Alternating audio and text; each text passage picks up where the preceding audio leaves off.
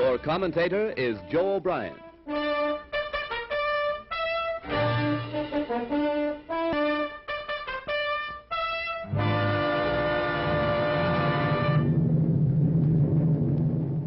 Here is the motion picture record released by the United States Navy of the havoc wrought by the Japs' sneak sky and sea raid on Pearl Harbor, America's mid-Pacific naval bastion.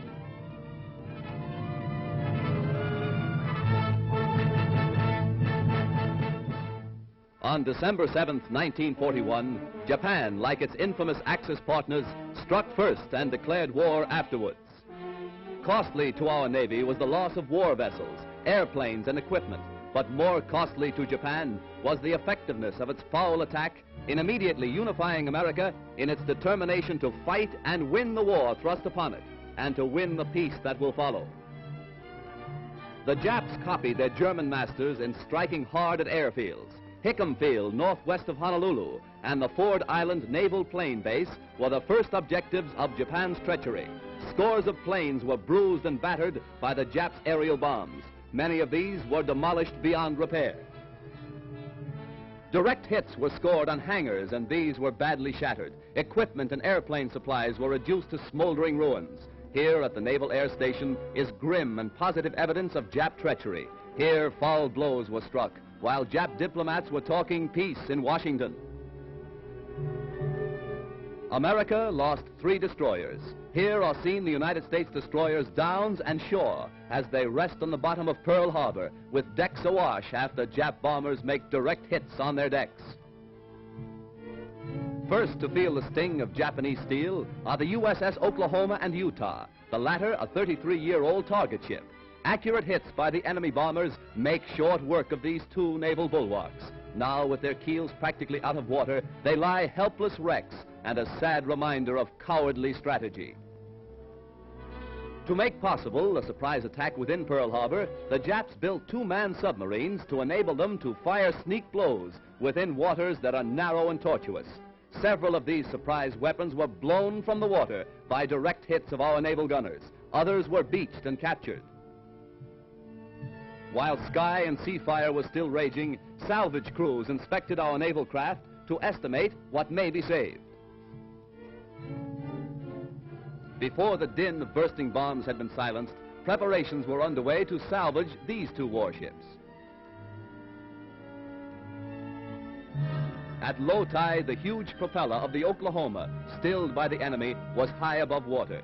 It is believed that the small 2-man Jap submarines carrying dual torpedo tubes were responsible for these 2 losses to our Pacific fleet.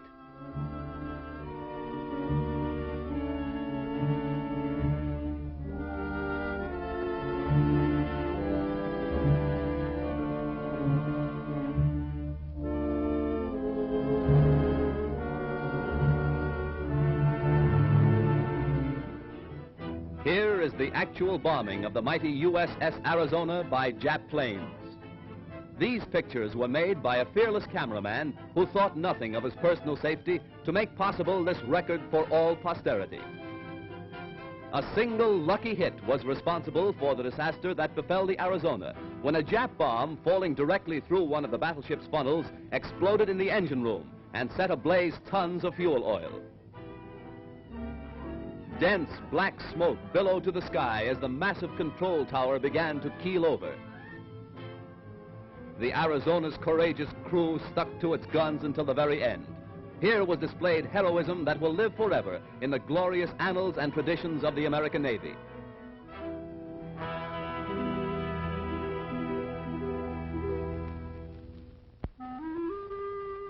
The once mighty Arizona now rests on Pearl Harbor's muddy bottom, a pitiful relic of its former self, a grim monument to the treachery of Japan.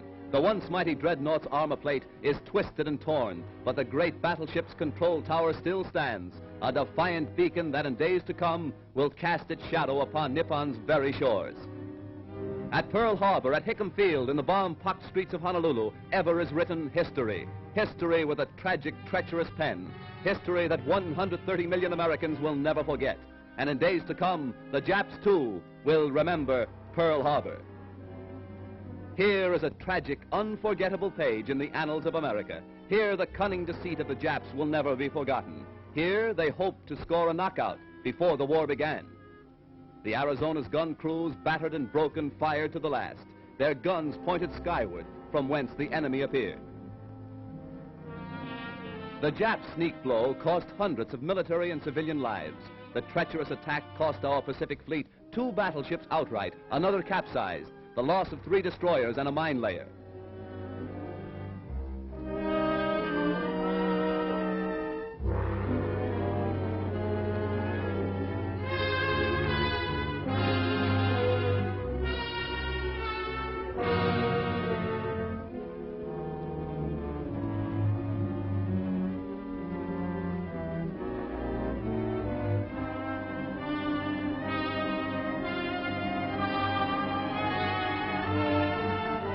While bombs were still bursting and flames still pouring from our shattered naval craft, a light United States cruiser valiantly moves out to join the fleet and avenge Pearl Harbor.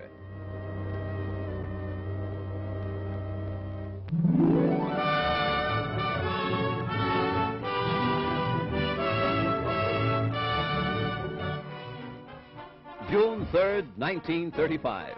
The Normandy, $60 million luxury liner, comes to America on its maiden crossing of the Atlantic, an event that occasioned a marine demonstration that will live in history. Whistles blew and sirens shrieked a mighty welcome to the new Queen of the Seas. The famed skyline of America's greatest city formed a fitting background for America's greeting to one of the most stately ships that ever crossed the Atlantic. 6 years later, shortly after the United States entered the war, the Normandy was seized and placed under naval guard. Hundreds of civilian workers were put aboard the Normandy, renamed the USS Lafayette, to strip the vessel of its costly furnishings and to prepare it for war duty as a United States transport. February 9th, 1942, the Normandy afire. A fatal tragedy to the big luxury liner and to America. As the flames rapidly spread to devastating fury, workers madly scrambled to safety, while fireboats and fire engines poured tons of water into the stricken vessel. All fire doors, vertical and horizontal, were closed to protect the ship's vitals from the flames, but this was all in vain. Dense clouds of thick, acrid smoke billowed far out over Manhattan, casting a mucky pall over Midtown and downtown New York. While the blaze was at its height, hundreds of doctors, nurses, and first aid workers were rushed to the scene to remove the wounded and to administer first aid to scores overcome in their efforts to stem the fury of the spreading flames. Millions stood in awe when the Normandy first reached America on its triumphant maiden voyage. Again, millions line the New York and New Jersey shores to sadly observe the passing of the doomed and ill-fated ship. Rear Admiral Adolphus Andrews, Commandant of the 3rd Naval District, ordered all hands ashore to save the lives of those who were heroically battling to keep the huge liner upright. Hour after hour, tons of water were pumped into the Normandy, causing a bad list to port, as strong hawsers snapped and tugs strove to push the giant vessel close to the wharf.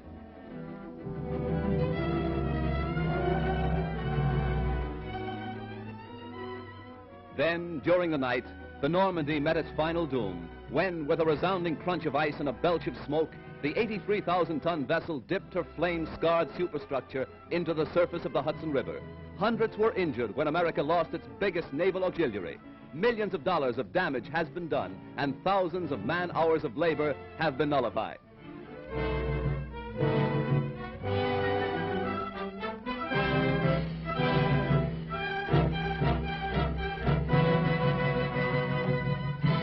Accident or sabotage, the world may never know. But the fate of the luxury liner Normandy, rechristened the USS Lafayette, is one of the major catastrophes of our day.